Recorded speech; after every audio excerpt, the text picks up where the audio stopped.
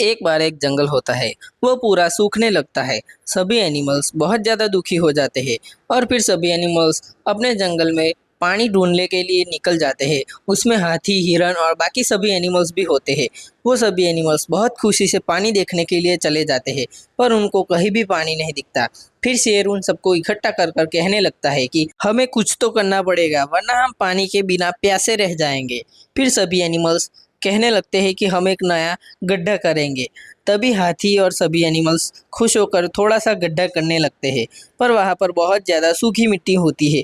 इसलिए फिर हाथी अपनी सूंड जमीन पर पटकने लगता है और धीरे धीरे खड्डा करने लगता है। तभी जंगल के और एनिमल्स भी देखते हैं।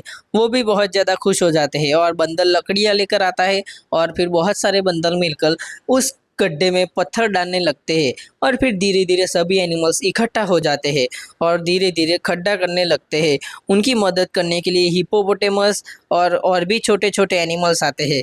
वो सब जंगल में से लकड़ियाँ और ये सब सामान लेकर आते हैं और धीरे धीरे करना शुरू कर देते हैं। उनकी मदद करने के लिए भाग भी आता है और फिर सब धीरे धीरे एक भालू आता है और वो भी नीचे से माटी निकालना शुरू कर देता है।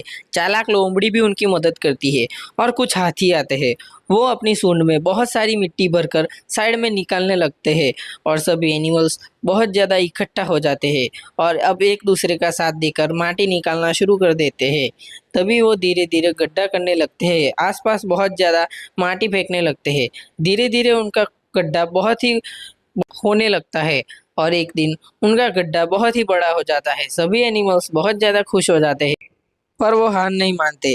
रात दिन वो काम करने लगते हैं और पूरी रात वो बहुत ज़्यादा थक जाते, पर वो हार नहीं मानते। एक दिन उनका गड्ढा बहुत ही ज़्यादा बड़ा हो जाता है। वो लोग गड्ढे में जाकर आसपास देखने लगते हैं। तभी जंगल में अचानक से काले बादल छा जाते हैं। सभी एनिमल्स खुश हो जाते हैं और डर भी जाते हैं और धीरे धीरे बरसात की बूंदें जमीन पर गिरने लगती है। एनिमल्स उसको देख लेते हैं और फिर धीरे धीरे उनका किया हुआ गड्ढा भी बढ़ाने लगता है। उसमें पानी छकोछक भर जाता है और सभी एनिमल्स आसपास देखने लगते हैं और पानी में कूदने कूदते नहाने लगते हैं। जंगल के सभी एनिमल्स उन तालाब के आसपास इकट्ठा हो जाते हैं। तालाब धीरे धीरे भर जाता है और पूरा जंगल भी एकदम हरा भरा नीला हो जाता है। फिर पूरे जंगल के हाथी आकर अपनी सूंड से पानी में खेलने लगते हैं और बहुत ज़्यादा डांस करने लगते हैं। हिरन भी आकर पानी पीने लगता है और पानी में बहुत सारे मगरमच्छ भी आ जाते हैं और धीरे धीरे जंगल पहले जैसा वापस हो जाता है और उसमें बहुत ही प्यारा एक रेनबो निकल कर आता है।